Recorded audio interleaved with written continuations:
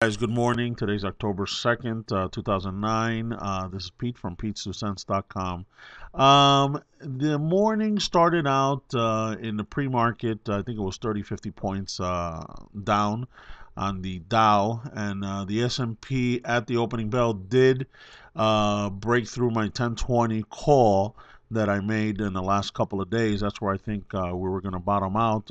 It bottomed out past the 1020 and hit a low of 1019 on the S&P 500. So we still have an opportunity because it has bounced back at that point, and I think we still have an opportunity to bounce back up. So you'll see here we've been trending up since March. Okay, my trend line is here. It's it's kept within my trend line, so I'm looking at 1020 as I told you. It hit 1019, so that's okay. We're still in the game. And it should bounce off right off the 50 and right off my trend line. So let's see what happens at this point here. If it breaks below the 50, all bets are off, and then we would have to stay on the sidelines, and at least that's what I would do.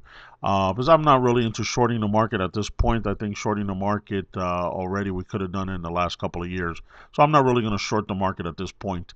But if it fell below the 1050, in other words, almost into the 1000 mark, I would stay in the sidelines, look and follow the market. I would not trade at this point, just because we can get into a second dip recession, and our stocks will just continue getting sucked up into the vacuum of a downward market. Okay, so with that said, we're at a watch and hold game today. I would like to see what happens after lunch, and then let's see what happens at 3 o'clock. So that's pretty much where we're at. That's how come I didn't give you guys some additional stocks yesterday, because I saw the pullback coming.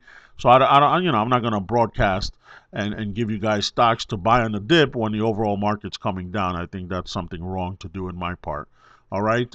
Something else, a little bit of bad news for me. I've been getting stopped out of a lot of my positions, including one of my favorite positions, which is Bank of America, ticker symbol BAC. With the vacuum this morning, you'll see we've been trending upward here, and as you see, it broke my 50-day line and my trend. So I had a stop a lot lower than the 50, not a lot, but a little bit lower than usual than the 50-day line and my trend, just because I did believe in the market. But since we got a lot of things happening, a lot of news events, including the pullback on the overall markets, Ken Lewis stepping down, one of his directors also stepping down. So the 800-pound gorilla is starting to look like a 500-pound gorilla. So, Bank of America may be failing. What they call the supermarket of banks may be coming to an end. So I wouldn't pick up, or I wouldn't even look at. I have an alert also said I'm not going to play with Bank of America anymore. I'm zeroed out at this point. And you'll see here, as I told you, I'll probably play with Bank of America if it comes above 1650 at this point. I wouldn't touch it at that point. I have an alert. You can't fall in love with stocks, so that's my recommendation at that point. So I would just let this ride and see what happens. If it revives I'll pick it up at 1650 again, and I'll play with it.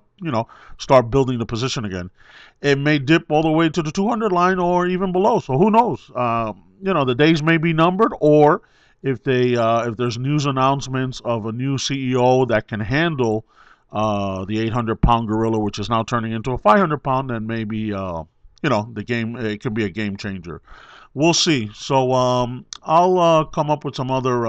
Let me see what I'll do this afternoon as far as stocks and so forth, and let's see what the market. Let's just watch and hold for the next few hours, and let's see what happens. Okay, guys, this is Pete from PeteStuCents.com. Thanks, guys.